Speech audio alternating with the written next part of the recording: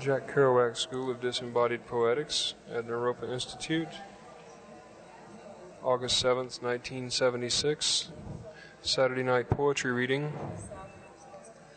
with Chögyam Trungpa Rinpoche, Allen Ginsberg, Anne Wallman,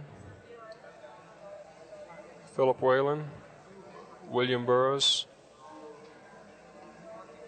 and Trungpa Rinpoche will be assisted by David Rome, and Allen Ginsberg will be assisted by Carl Berger.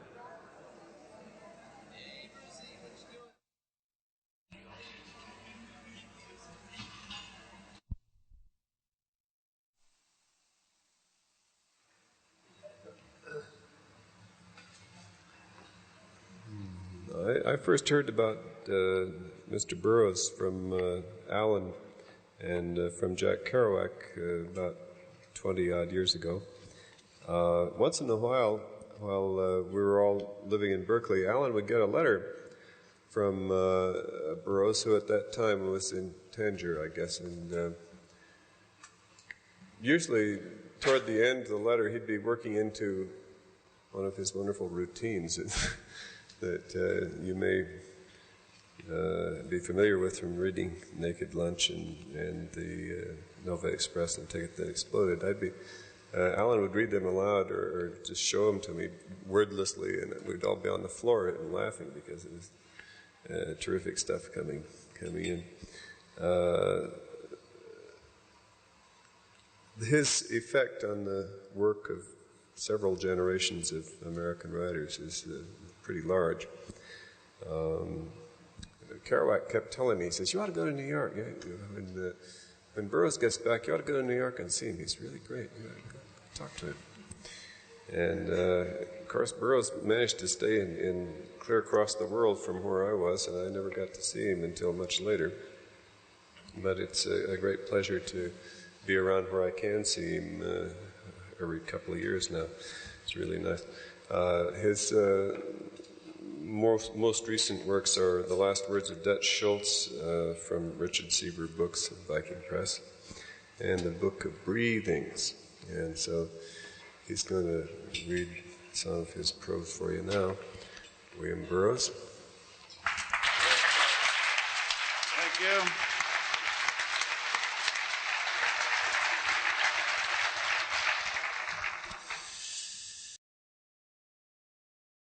Meeting of International Conference of Technological Psychiatry.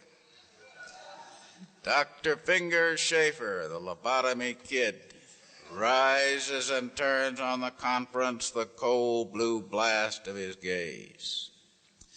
Gentlemen, the human nervous system can be reduced to a compact and abbreviated spinal column.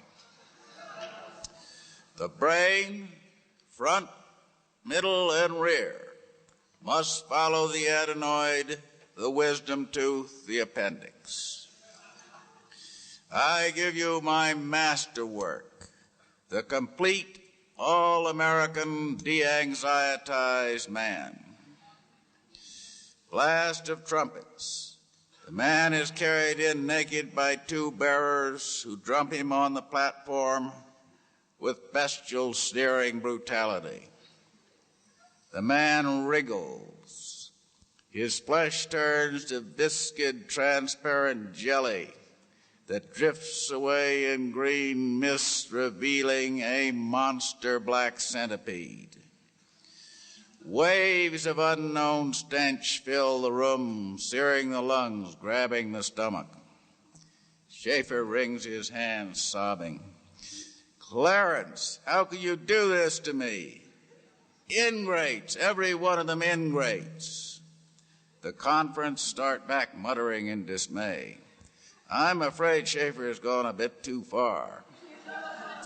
I sounded a word of warning. Brilliant chap, Schaefer, but man will do anything for publicity. Gentlemen, this unspeakable and in every sense illegitimate child of Dr. Schaefer's perverted brain must not see the light. Our duty to the human race is clear. Man, he done seen the light, said one of the bearers. We must stomp out the un-American critter, says a fat, frog-faced Southern doctor who has been drinking corn out of a mason jar. He advances drunkenly, then halts, appalled by the formidable size and menacing aspect of the centipede. Fetch gasoline, Bellows. We gotta burn the son of a bitch like an uppity Negro. I'm not sticking my neck out, me, says a cool, hip young doctor high on LSD 25. Why, a smart DA could. Fade out. Order in the court. DA. Gentlemen of the jury, these learned gentlemen claim that the innocent creature they have so wantonly slain suddenly turned himself into a huge black centipede, and it was their duty to the human race to destroy this monster before it could, by any means at its disposal, perpetrate its kind. Are we to gulp down this tissue of horse shit? Are we to take these glib lies like a greased and nameless asshole? Where is this wondrous centipede? We have destroyed it, they say smugly. And I would like to remind you, gentlemen and hermaphrodites of the jury, that this great beast, he points to Dr. Schaefer, has on several previous occasions appeared in this court, charged with the unspeakable crime of brain rape. In plain English, he pounds the rail of the jury box, his voice rises to a scream. In plain English, gentlemen, forcible lobotomy. The jury gasps. One dies of a heart attack. 3 fall to the floor, writhing in orgasms of prurience. The DA points dramatically. He it is, he and no other, who has reduced whole provinces of our fair land to a state bordering on the far side of idiocy. He it is who has filled great warehouses with row on row, tier on tier of helpless creatures who must have their every want attended. The drones, he calls them with a cynical leer of pure educated evil. Gentlemen, I say to you that the wanton murder of Clarence Cowie must not go unavenged. This foul crime shrieks like a wounded faggot for justice at least. The centipede is rushing about in agitation. Man, that motherfucker's hungry, screams one of the bearers. I'm getting out of here, me. A wave of electric horror sweeps through the conference. They storm the exit, screaming and clawing. Thank you. Thank you.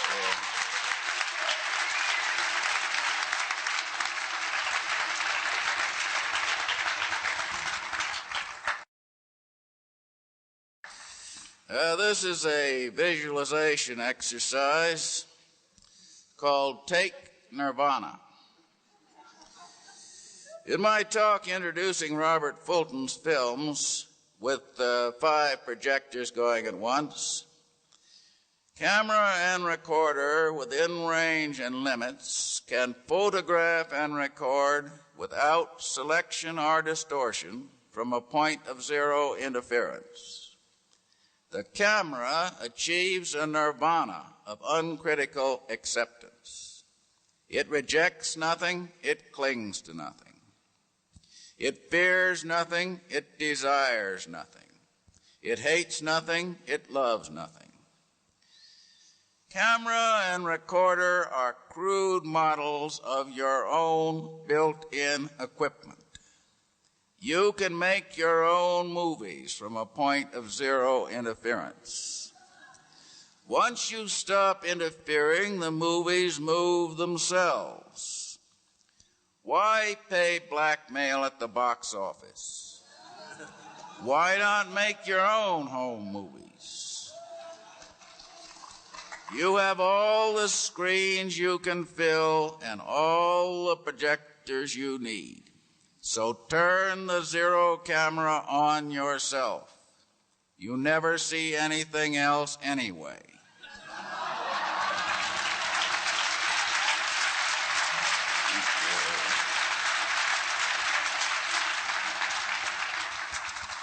Action, camera. Right in the middle of the middle screen where the stars traditionally shine, let's put all your worst scenes, all your failures and fumbles, the drink you spilled all over Mrs. Worldly, everything you are most ashamed of, most afraid of, everything you don't want anyone to see. There you are with a candle up your ass right in Mrs. Worldly's drawing room. The camera doesn't care. Let the camera do its work. Once you get a few sample scenes on screen, the biologic computer will feed all the others in by association. One spilled drink will bring everything you ever spilled or dropped on screen. One sex scene reveals them all.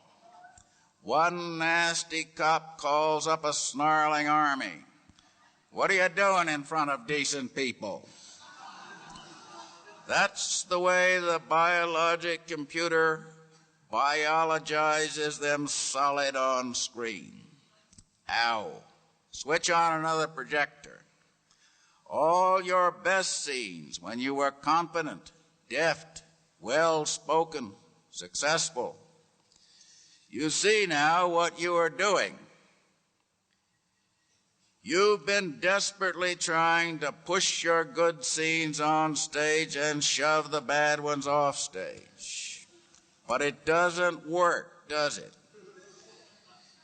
Shove them out one wing and they jump out the other. Pop up through trapdoors, leap over the footlights, swing down from the flies with Tarzan cries. Sit back and watch and you'll see something else. Your good scenes are often just you on top in your bad scenes. You've got the gun, the club, the drawing room this time. Uncontrolled slut, you snap at Mrs. Worldly as her trembling hands slop tea on your rather more than expensive Afghan rug. Well, sit back and let the images fight it out.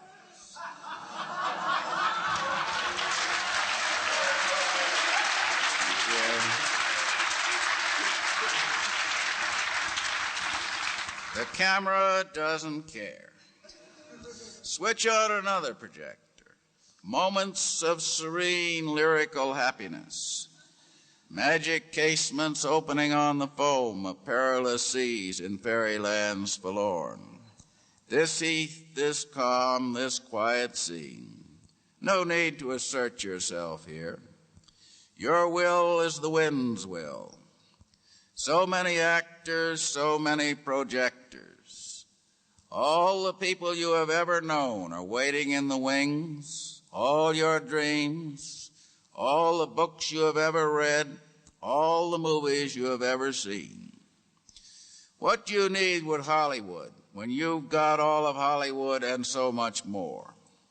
5 or 6 projectors going at once now. Sit back and watch, and you will notice something else. As you stop trying to censor, edit, retouch, you're gaining more control over the show. You're the director of your own films. Who else? Now you can move a bulldozer in and scoop up Mrs. Worldly and wash those cops away in the Thompson Canyon flood, or start an earthquake under them. Watch the frames overlap and shift. Watch the black extra, a one-frame shot in a John Wayne Western, slide over and shaft Wayne off screen. That's right, the center keeps shifting. No need to assert the way out. John Wayne isn't the wind's will. Be nice to people on the way in. You'll meet them on the way out. John Wayne isn't the only one getting the hook. The old school tie, the Puka Sahib, the general, the admiral, the square-jawed cop, the secret agent, the exercising priest, the devil child, and the godfather strut and fret their hour on the stage. What does it all mean? It means what is there on screen, no more, no less. You begin to see what meaning means. It means someone else is doing it. You are getting messages from outer space, the CIA, the board, Jesus Christ, the Communist Party, a council of bodhisattvas, Allah, M5, Black September. You still need that? Then perhaps the camera is too much guru for you. Perhaps nirvana is too much for you to take. Well then, report back to casting. If you want take nirvana, let the camera do its work and go. The director of your own film waves. This insubstantial pageant faded, leaves not a frame behind. You are this insubstantial pageant. Who else? Thank you. Thank you.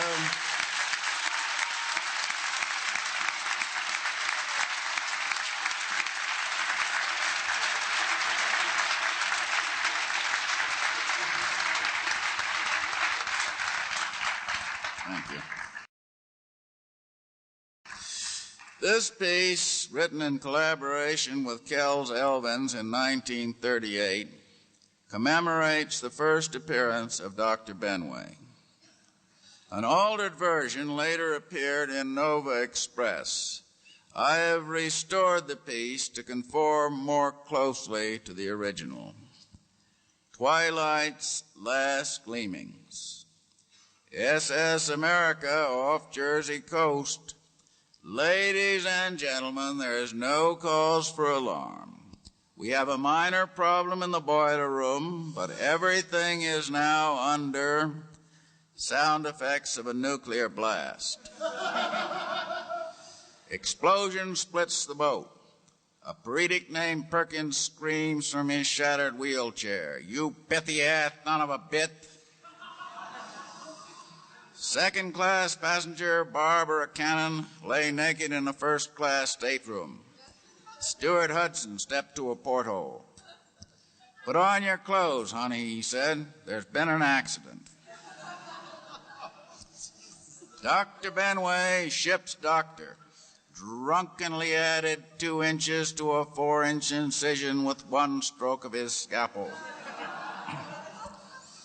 "Perhaps the appendix is already out, doctor," the nurse said, peering dubiously over his shoulder. "I saw a little scar." "The appendix out? I am taking the appendix out. What do you think I'm doing here?" "Perhaps the appendix is on the left side, doctor. That happens sometimes, you know." "Stop breathing down my neck. I'm coming to that. Don't you think I know where an appendix is? I studied appendectomy in 1904 at Harvard." He lifted the abdominal wall and searched along the incision, dropping ashes from his cigarette.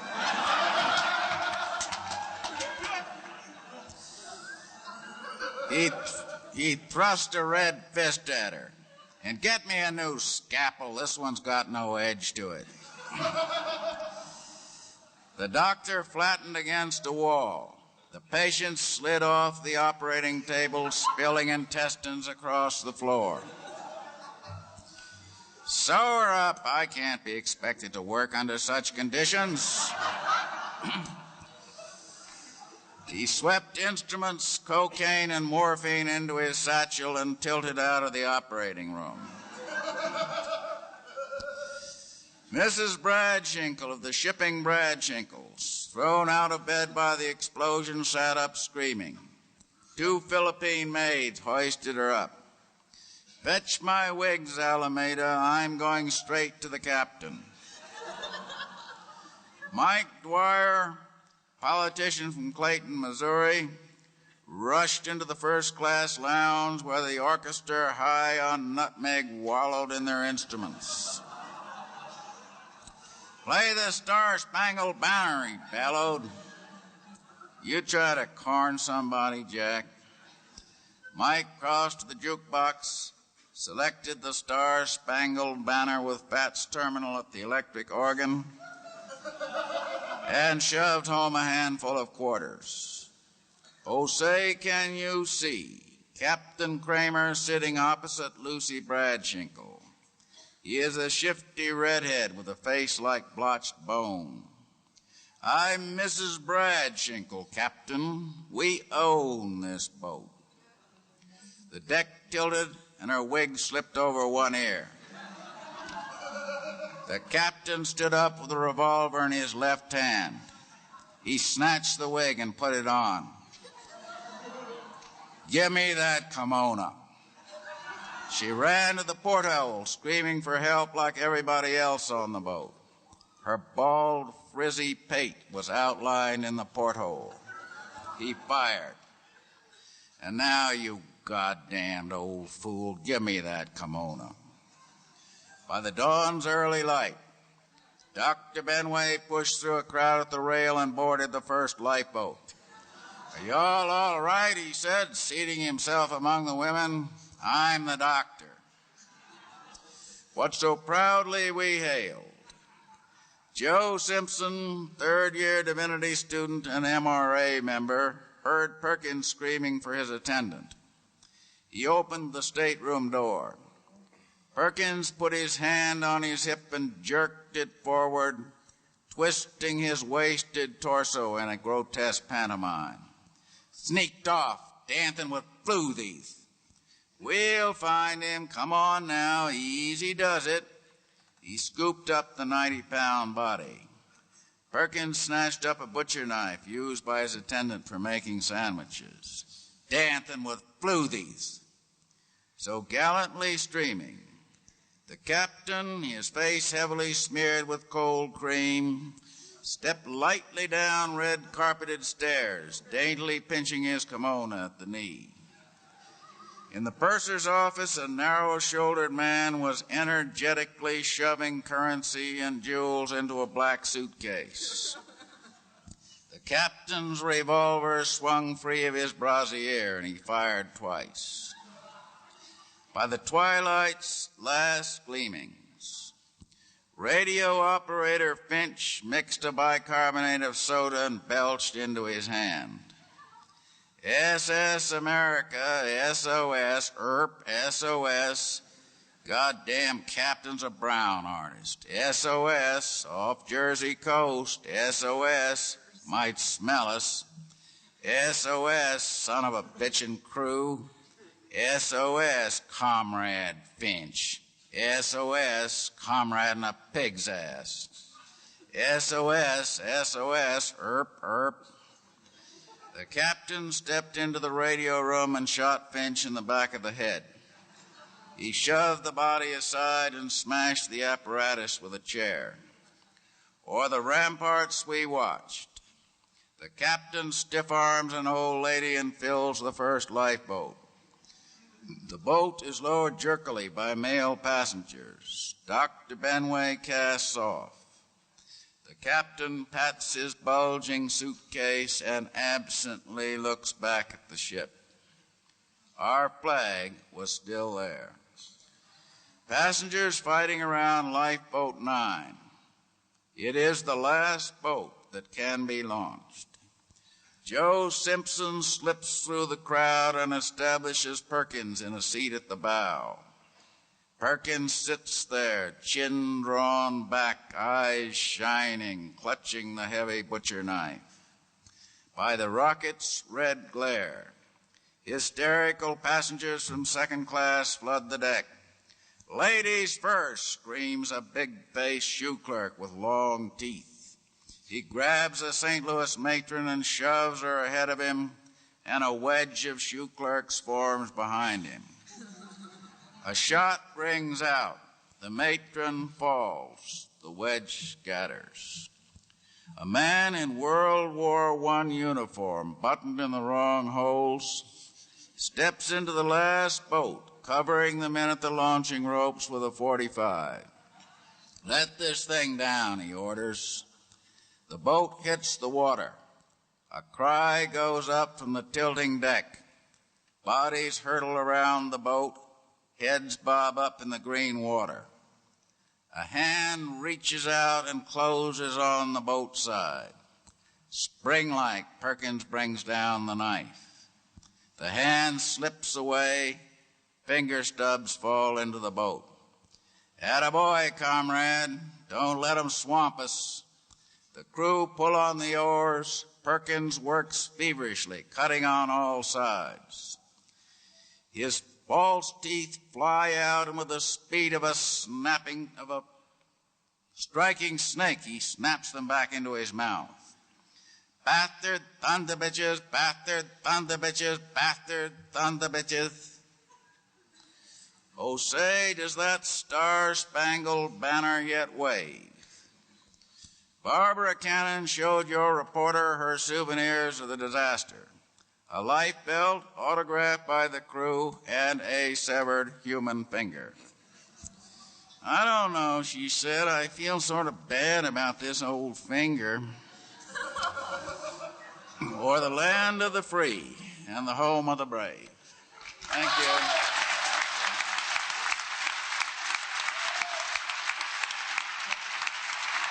Thank you.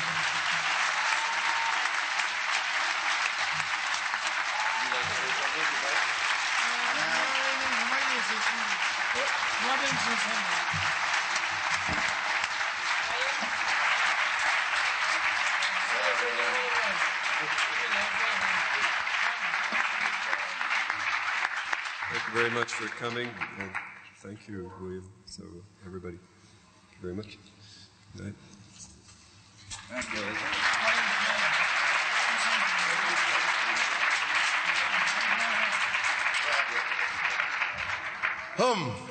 Thank you for waiting for us so long. I think all did well according to their natures. Very obvious and very clear. My own weeping, Anne's chanting, Trungpa's penetrating intelligence, Burroughs' death-like wit, and your own patience.